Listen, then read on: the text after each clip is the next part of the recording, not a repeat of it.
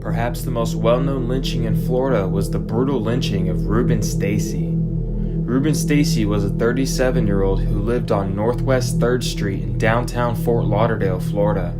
He was described as a well-liked man by his friends and neighbors.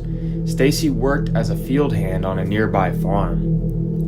On July 16, 1935, an unidentified black man knocked on the door of Marion Jones, a white woman, and asked her for a drink. When she let the man in, he allegedly threatened her with a penknife.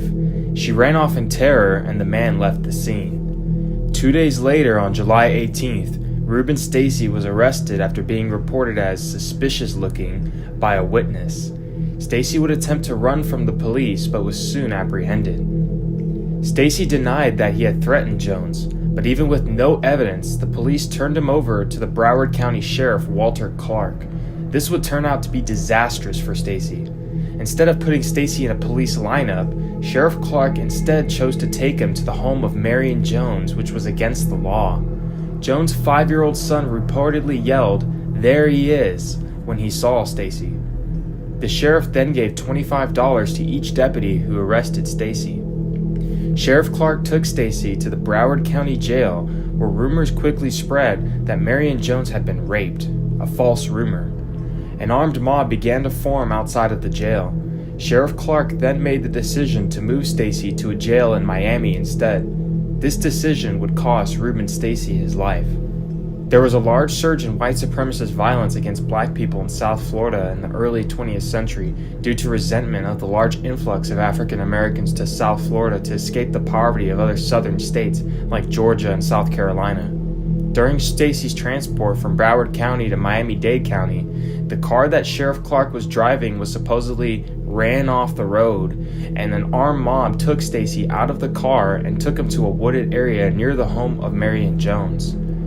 The mob used wires from the clothesline that Jones had and hung Stacy on a tree and shot him 17 times.